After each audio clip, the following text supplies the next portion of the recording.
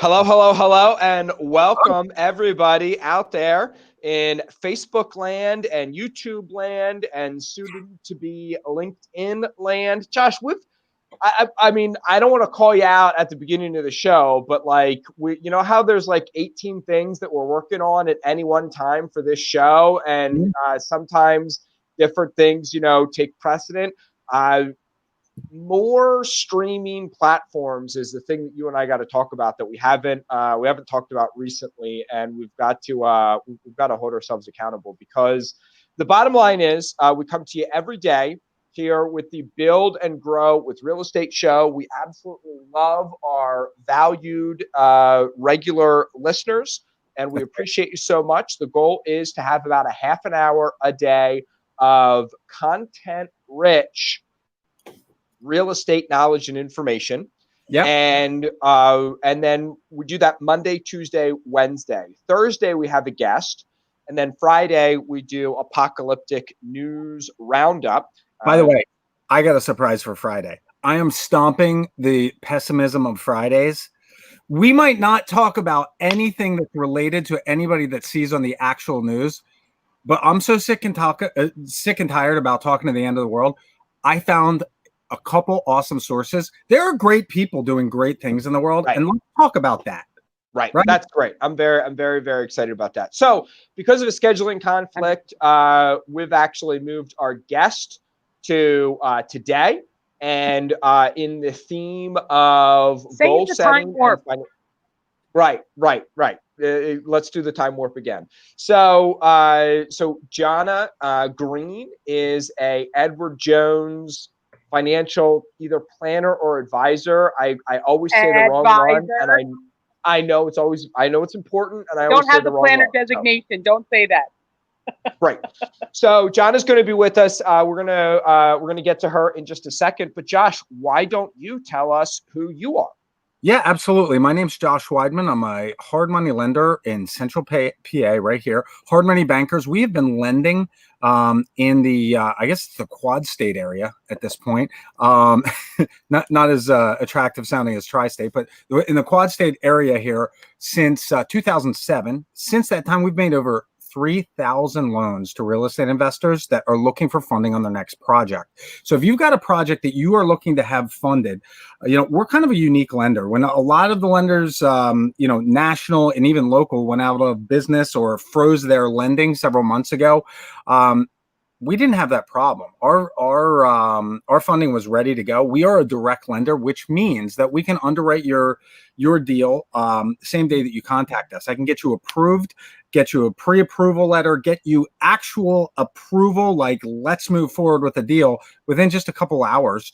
And then if you are ready to go, the title's ready, and you've got your ducks in a row, we can close the next day. So, if you're looking for funding on your next project, give me a call, 717-213-8488, or go to our website at hardmoneybankers.com. Now, one thing that I want to mention before we get off here, every day we look for great comments. Like, I love interacting with our audience. Judah, same thing. And Jana is one of our very best commenters. And that's how I won the prize today. That's so listen. In the past, we've given out a free copy of my book, Property Hackers, to the best comment of the day. Today, you get a choice. I got my new HMB t-shirts, came in yesterday. So you get a choice of either a Hard Money Bankers t-shirt or a book. If you have the best comment of the day, jump in, let us know what you think. Ask questions, interact with us, and we reward our loyal listeners. So, Judah, tell us a little bit about you, man. Yeah, so my name is Judah Hoover, and I am here to meet all your real estate needs. Funny thing just happened to me. I had a woman from my church the other day say to me, hey, I'm interested in some, real estate help, potentially listing a property that I have in Columbia. Can you help me out with that? And things like that. And I said, yeah, absolutely. Actually, I can be the person who helps you with that. And she said, oh, Judah, I thought you only did investment properties and you only work with real estate investors. 75% of my business is primary residences and owner occupied stuff. So I happen to do more investor transactions than most realtors out there, almost any other realtor. But by and large, the bulk of my business is primary residences. So give me a call with that. Also, I'm a sick, twisted individual in that I take in a bigger territory than most real estate investors, or excuse me, most realtors. Most realtors will only work in their county or half their county, or they've kind of got a territory. My territory is pretty much all of central Pennsylvania. I'm a Lancaster County boy, and today I will be listing my 4th property in York. I have more listings than 4 on the MLS right now, but I am about to have 4 York County properties as a Lancaster boy.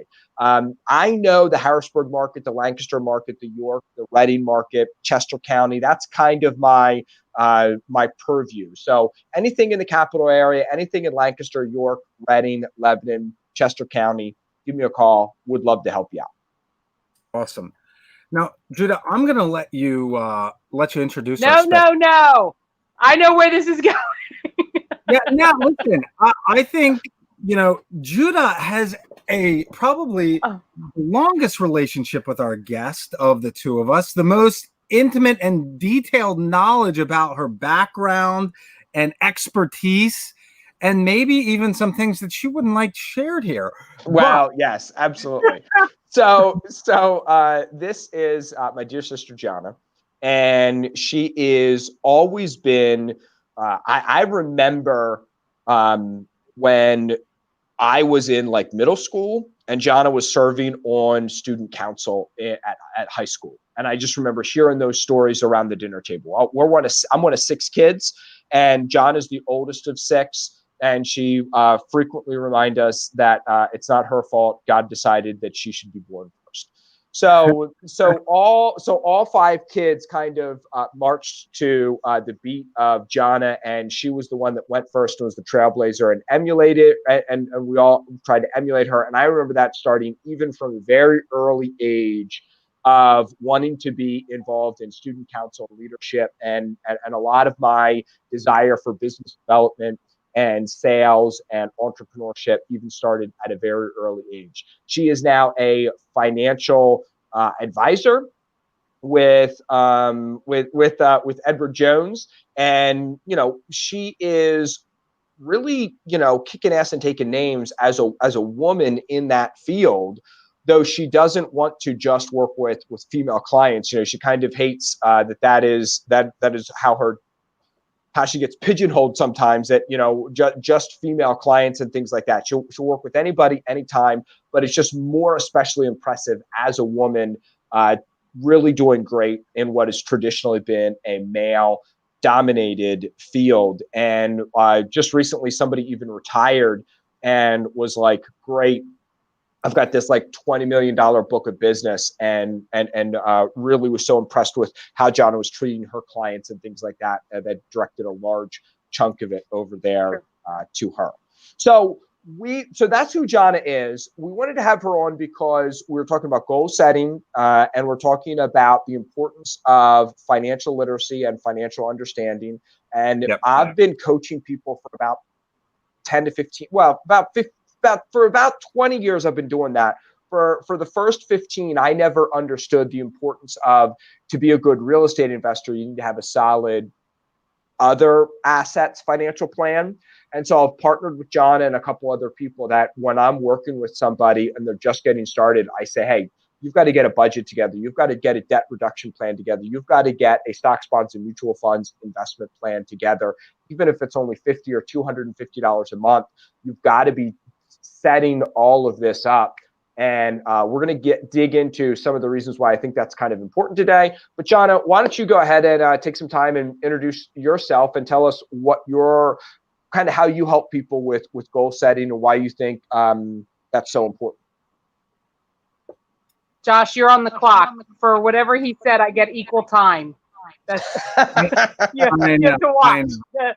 Yeah. I don't know if you're from a big family, Josh, but we're all about like, how much did you have? I need an equal portion.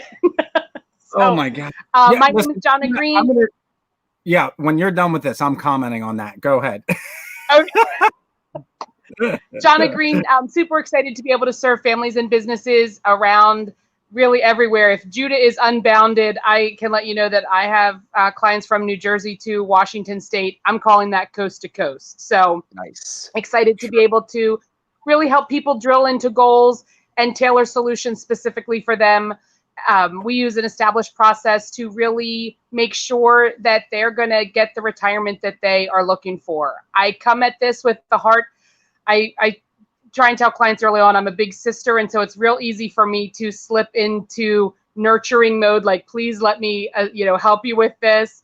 But also, I spent a long time in higher ed before this. I was a educator and administrator in career education, and especially there, really worked through goal setting, time management, study skills. Sometimes we need that for students, and loved being able to support them moving into their dream career. And especially now, I help people move into the retirement of their dreams, and sometimes out of their dream career, which can be a little bit challenging also, especially right now when so many people are getting notices that the job that they have been furloughed from, they are now released from, and helping them make good choices around that in the times that we live in. Yeah. And I kept Judah alive for 40 plus years now. And put my life in danger on more than one occasion. And we could tell those stories. Against my recommendation. Against my recommendation. Sure. Hey, so Jonna, I have a question for you. So, and maybe you have some anecdotes here, and I probably should have prefaced this, but real estate investing, which is kind of one of the things that we're talking about here today, I think that having a solid financial plan can not only help that be a whole lot less of a risky proposition, because if you've got enough liquid or not only cash or cash equivalents, but even just like real estate or non-real estate assets that you could sell if you had to because you need a new roof or something like that. But also having a good solid financial plan can kind of assuage some of the concerns of maybe an overprotective or over-concerned spouse. And I was just curious if, as people come into your world, you probably see somebody who is a little bit more carefree and somebody who's a little bit more uptight. And I was wondering if those two people coming together and getting on board with a joint financial plan, if that gave the uptight person the permission to be a little bit more free with the free person, if that gave them, released the reins a little bit. Because I know people all the time who say, my spouse won't let me buy any more real estate. And I think the antidote to that is a better financial plan so that your spouse feels comfortable with the real estate that you're buying. Right. That's better than getting a new spouse. Just saying. Right. Like we promote, keep the spouse, get a new plan.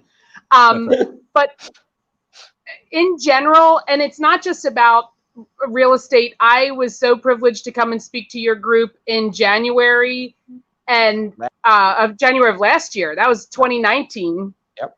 And sat there. I was so glad that I could ride home with you for you to break down all of the real estate words, because I have 2 degrees. Like, I went to school for a long time. One of them is in communications. And I'm like, I know all of those words were English, but I'm not totally sure why you're using them like this. And so to understand the world that you guys swim in for real estate is significant. There's a lot to digest, to comprehend, and to be able to probably broker that information to someone who's less passionate than you are about it. And so whether it's whether it's getting new properties or going into a new style of investing, or whether it's just how are we going to live in retirement? Do you mean, like, I have people who are planning to hole up in a cabin for retirement, and other people who are like, oh no, there's definitely going to be a guy bringing us drinks in retirement. Do you know what I mean? Like, those two ideas for what it looks like to be able to facilitate that conversation is an immense privilege, and to be able to help people come together on that, because in the best world, we can all get what we want out of it. Yeah.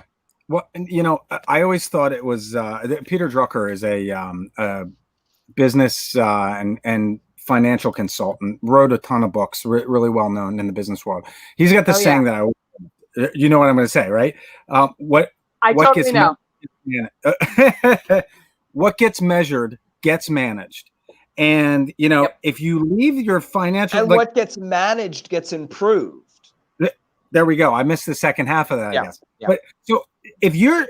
I've had this experience with my wife. I mean, you described exactly my relationship with my wife.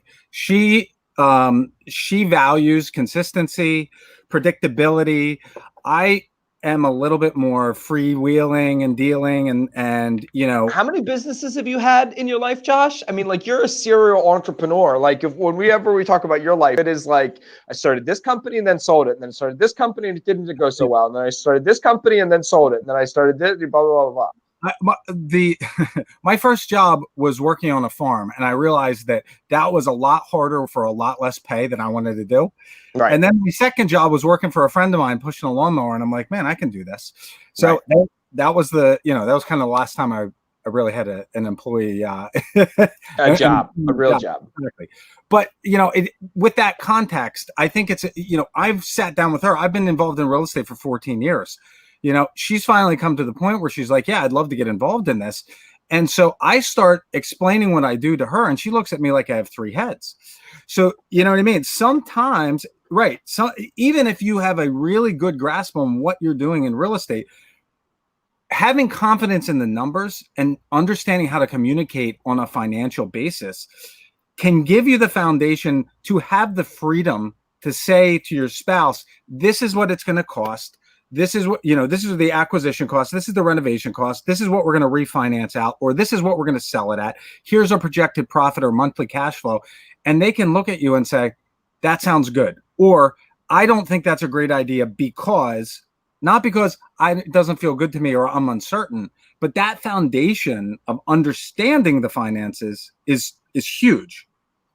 And also that communication, I married a musician. I tell everybody, like, you can marry someone with a less expensive habit than music. Like, you can find a gambler, an addict. It will cost you like there's other problems, but now he uses my kids to sneak music into this house. Like, it's not just about, trombone music. Now we got guitar strings and bass amps and sheet music, all of that. But he loves it. It fills his soul.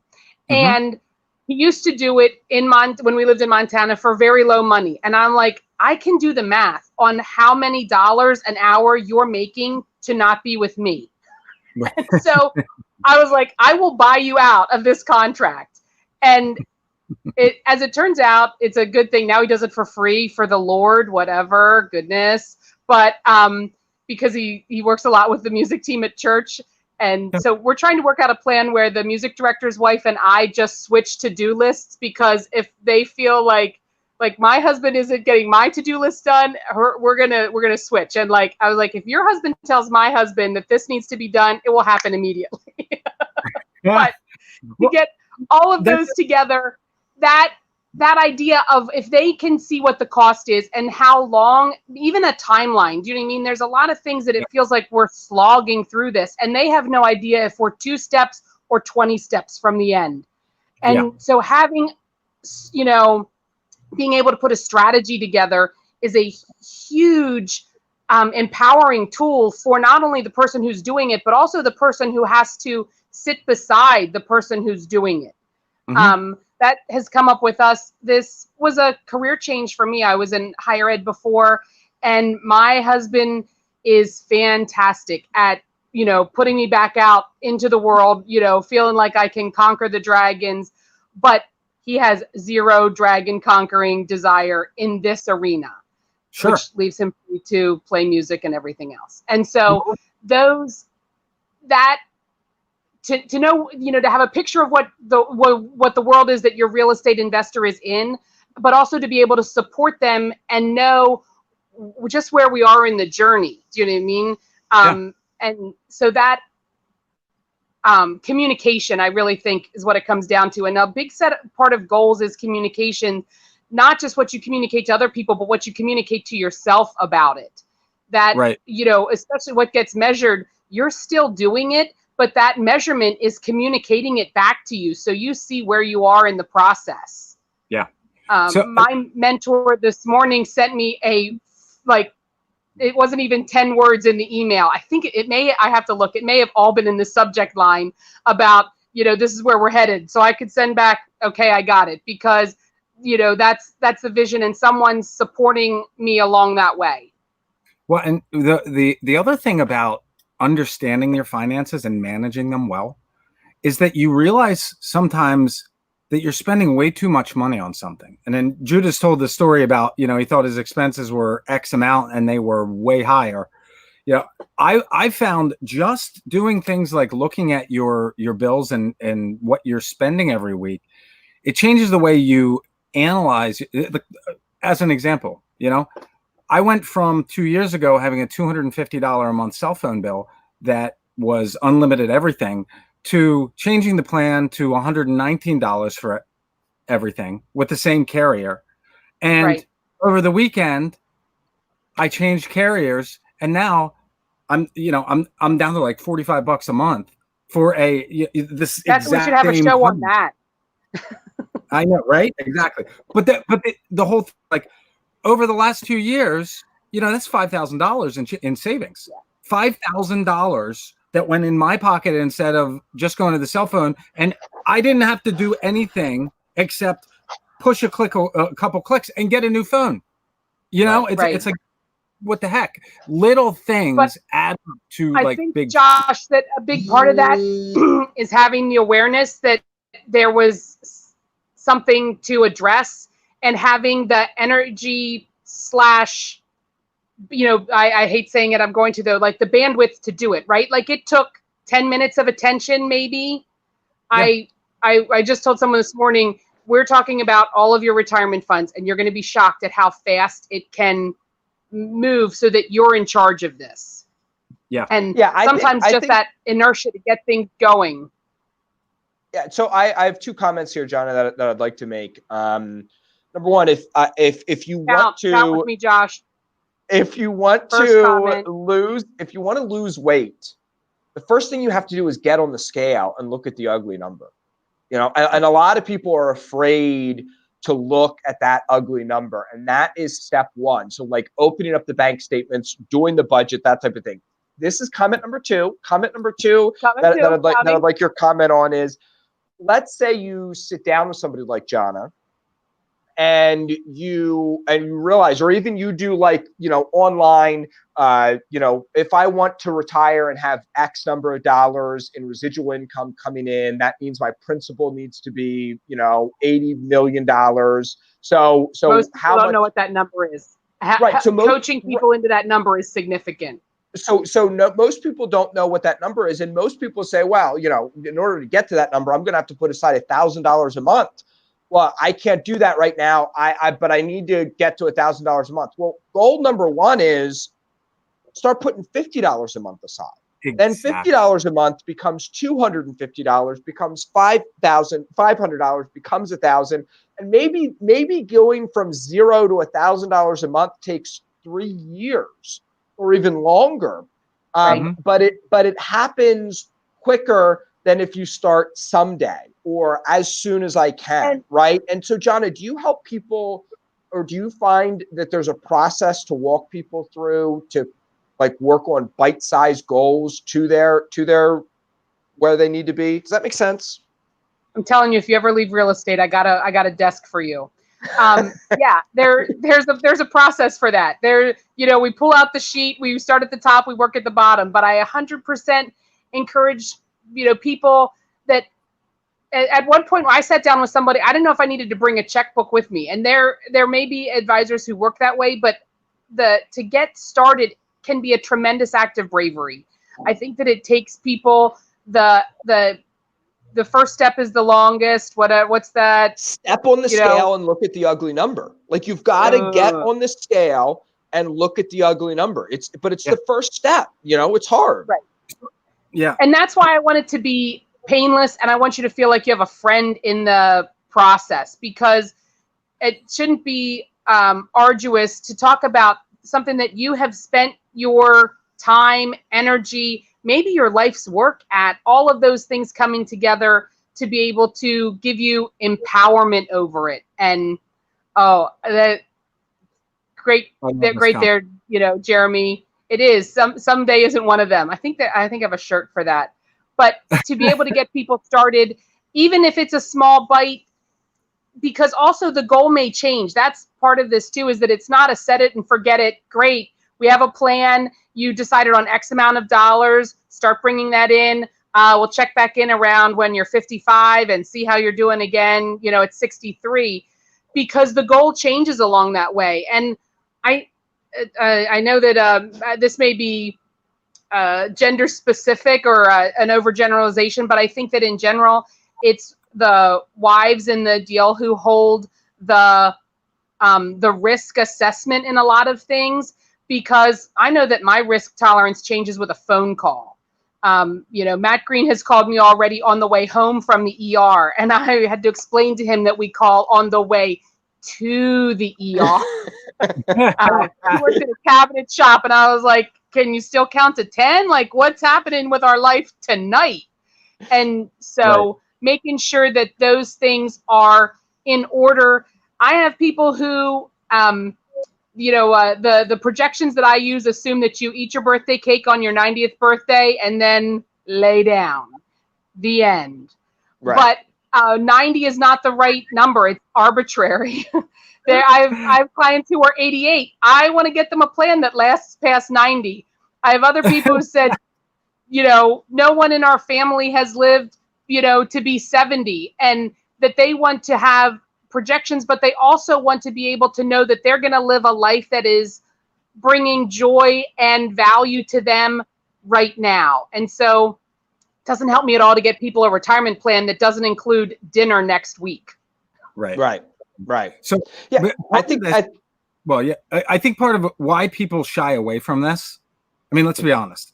This is not coffee show today, because he had the kids getting ready for school. You got meetings. I know with my life, it just got a lot more complicated, because instead of 4 months and 5 months of summer break, when quarantine and all that kind of stuff, my wife went back to work this week. So things get complicated. They get a little crazy. Right. But if your kids aren't going back to school yet, if life hasn't quite gotten crazy, take 2 hours, sit down, budget the time and just have a conversation. You know what I mean? And like it could be just you and your spouse. It could be just you and you. Right. Last week we had Tony Mayo on with the SMRs. Spend your 2 hours doing some planning there. There's opportunity right now while the economy is still shut down to a certain extent. We're opening it up more, but you got to spend the time to get your plan in place. And then it takes a little bit of time to do maintenance, really little bit of time. Yeah, I think the other thing that we should touch on here today. So we've covered a bunch of things, like goals are bite-sized. We didn't get to Judith's childhood stories. When is that part of the show? Is that the after show? right after your childhood stories, Jonna. So we're not the Cuomo brothers fighting on CNN, but we're close. Have you seen that clip, Josh? That has been a really fun part of this, right?